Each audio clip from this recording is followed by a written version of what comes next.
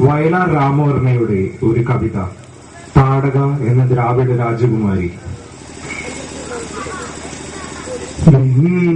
ശൈലത്തിന്റെ താഴ്വരയിൽ നിശാഗന്ധികൾ മൊട്ടിടും ഫാൽഗുന സന്ധ്യയിൽ പാർവതീ പൂജയ്ക്കു പൂന്നുള്ളുവാൻ വന്ന ദ്രാവിഡ രാജകുമാരിയാം താടക.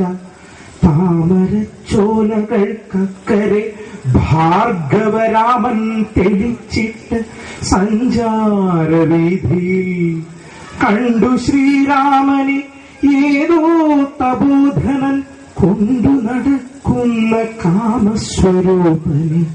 സ്ത്രീ ഹൃദയത്തിനുന്മാദമുണർത്തുമ മോഹന ഗോപാംഗ ഭംഗി നുകർന്നവൾ കണ്ണെടുക്കാതൊരഭൗമരോമാഞ്ചമായി നിന്നാൾ സലജ്ജം സകാമം സവിസ്മയം. രാജീവ പുഷ്പശരങ്ങളേറ്റാദ്യമായി രാമനിൽ മോഹം തുടിച്ചുണർന്നിടവേ താടി തടവി ചിരിച്ചു ചൊല്ലി മുനി താടകയെന്ന നിശാചരിയാണവൾ. ആര്യഗോത്രത്തലവന്മാരനുചരന്മാരുമായി ദക്ഷിണ ഭാരത ഭൂമിയിൽ സംഘങ്ങളായി വന്നു സംസ്കാര സംഹിതയാകെ തിരുത്തിക്കുറിച്ച നാൾ.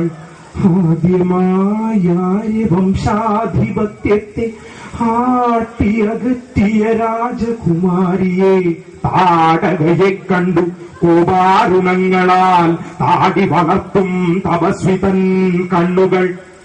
ചിത്രശിലാതലങ്ങൾക്കുമീതെ മലർമെത്ത വിരിക്കും സുരഭിയാം തെന്നലിൽ ആ രാത്രി സ്വപ്നവും കണ്ടു വനനദീതീരത്തു ശ്രീരാമചന്ദ്രനുറങ്ങവേ.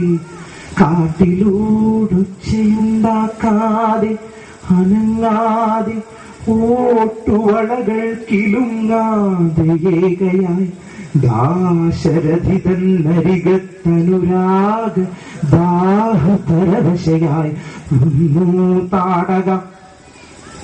ഞാൻ വടുവാർന്ന യുവാവിന്റെ കൈകളിൽ തോൾവരയെത്തിക്കിടന്ന കാർക്കൂന്തലിൽ ഹേമാംഗങ്ങളിൽ താടക തൻ തളിർത്താമരമൊട്ടിളം കൈവിരലോടവേ.